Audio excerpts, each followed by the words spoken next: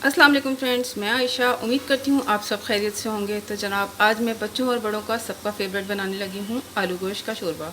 ठीक हो गया। जिसके लिए मैंने मसाले लिए हैं नमक, लाल मिर्च, हल्दी, धनिया पाउडर और इसके अलावा मैंने लिया है थोड़ा सा कौरमा मसाला, जो कि मैं कौरमे में नहीं डालती और मैं आलू गोश्त में कभी कभी डाल लेती हूँ, इससे मज़े का टेस्ट आता है। टमाटर लिए हैं। तो चलिए शुरू करते हैं। तो देखें यहाँ मैंने प्याज चढ़ा दिए हैं। अपने प्याज़ों में थोड़ी सी काली मिर्चें ऐड की हैं और इनको फ्राई कर लूँगी जितनी देर में ये गोल्डन होते हैं। अभी थोड़े से लाइट हैं, थोड़े से और गोल्डन हो जाएं तब तक मैं अपने आलू ज़िबा कर लेती हूँ। ठीक हो गया। तो देखिए यहाँ प्याज गोल्डन हो गए, तो अब मैं इसके अंदर डाल दूँगी गोश्त। गोश्त ऐड करके इसको थोड़ी देर फ्राई कर लेते हैं।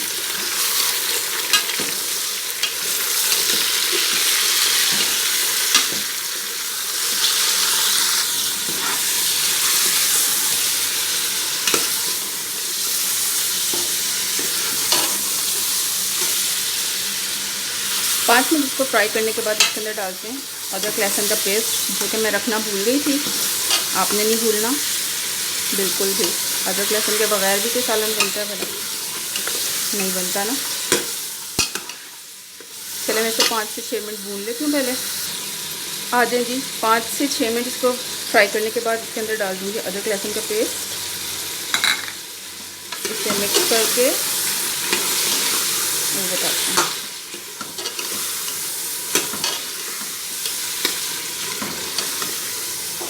इसे मिक्स करने के बाद 5 मिनट के लिए मैं हल्की आंच पे रख दूँगी कवर करके, ताकि ये थोड़ा सा अपना पानी छोड़ दे। ओके, हो गए जी 5 मिनट। खोल लेती हूँ।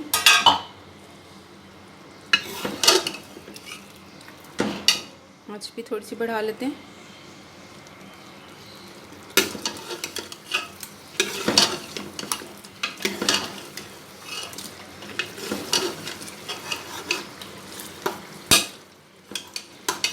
यहाँ मैं इसमें डाल दूँगी अपने मसाले, नमक, हल्दी, धनिया, लाल मिर्च और इसके अलावा जो मैंने कौरमा मसाला लिया है।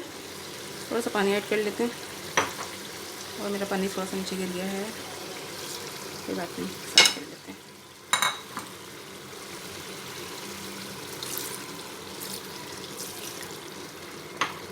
चलिए मसाला भूनती हूँ थोड़ी देर, ताकि ये अपना ऑयल छोड़ दे और जो ये थोड़ा पानी मैंने डाला है ये भी ड्राई हो जाए।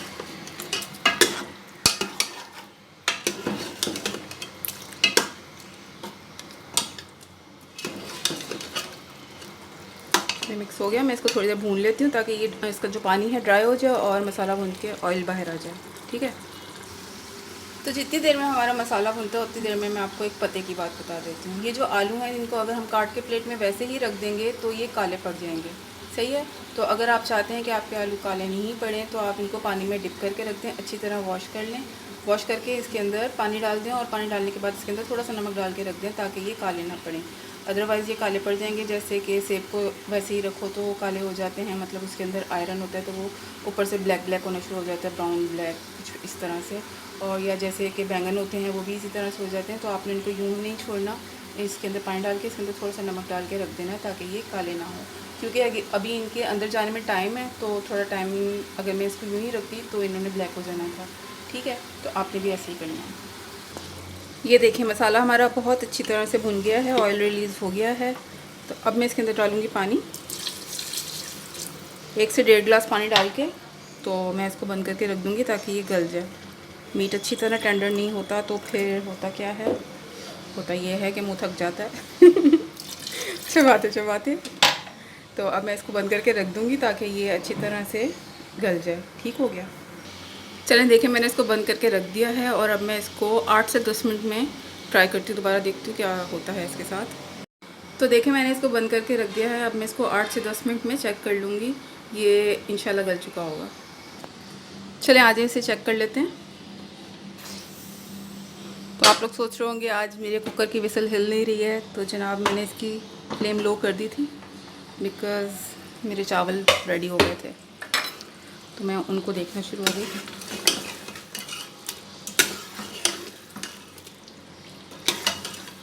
चेक कर लेते हैं मीट।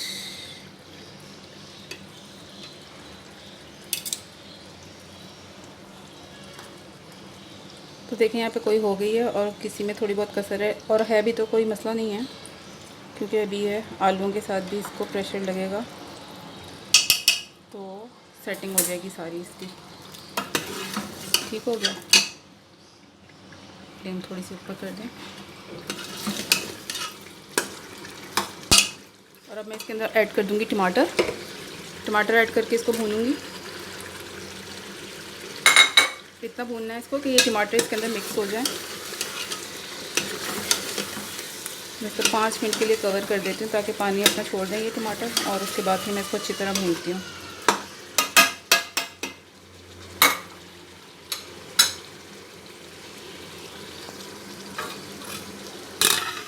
चलें 5 मिनट के लिए मैं इसको कवर करती हूँ लो फ्लेम करके, और फिर इसको चेक करती हूँ। आज इसे खोल लेते हैं।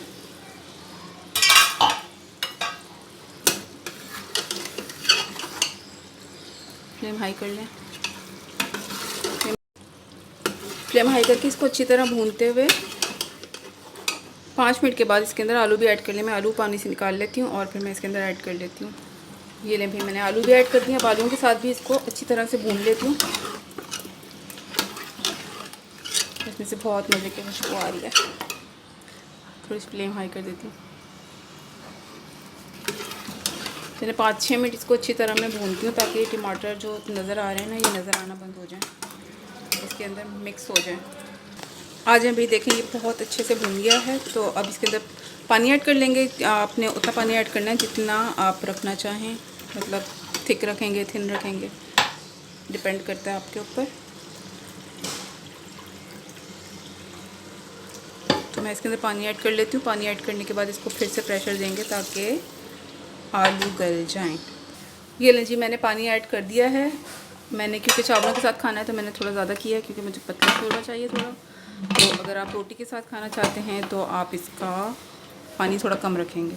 ठीक हो गया। अब मैं इसको एक बार फिर 10 मिनट के लिए बंद कर दूँगी ताकि आलू भी गल जाएँ और जो थोड़ी बहुत कसर किसी बड़ी बोटी में रह गई हो तो वो भी पूरी हो जाए। आज इसकी फ्लेम ऑफ करके इसको खोल लेते हैं।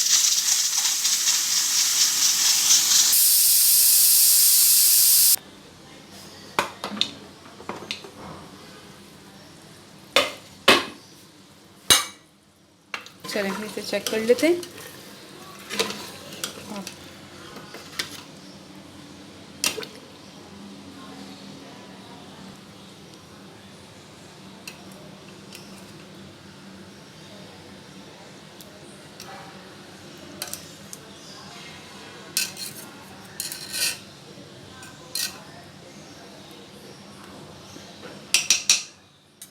आखिर में इसके अंदर डाल दूंगी गरम मसाला पाउडर।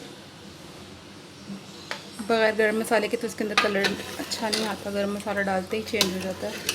और बहुत सारे लोग नहीं डालते गरम मसाला, पता नहीं क्यों नहीं डालते। चलें, तो मेरा आलू गोश्त का सालन बिल्कुल रेडी है और मैं अब इसको सर्व कर लेती हूँ। आज मैं भी बहुत ही मज़े का आलू गोश्त का सालन सर्व कर चुकी हूँ मैं विद राइस। ट्राई कीजिएगा, मेरे चैनल को सब्सक्राइब कीजिएगा, मेरी वीडियोस को लाइक और शेयर कर दीजिएगा। इसके अलावा अच्छे से कमेंट्स भी कर दीजिएगा। और जिसने अभी तक मेरा चैनल सब्सक्राइब नहीं किया है, प्लीज़ प्लीज़ प्लीज़ मेरे चैनल को सब्सक्राइब कर दें। आप लोगों की सपोर्ट की बहुत ज़रूरत होती है। चैनल रन करने के लिए बहुत मेहनत होती है, सब मेहनत कर रहे होते हैं, तो प्लीज़ उनको अप्रिशिएट किया कीजिए। और चैनल को एक सब्सक्राइब का बटन दबाने में कुछ भी नहीं जाता, कोई पैसा नहीं लगता, फ्री है बिल्कुल। तो प्लीज़ ये काम कर दिया करें। Thank you.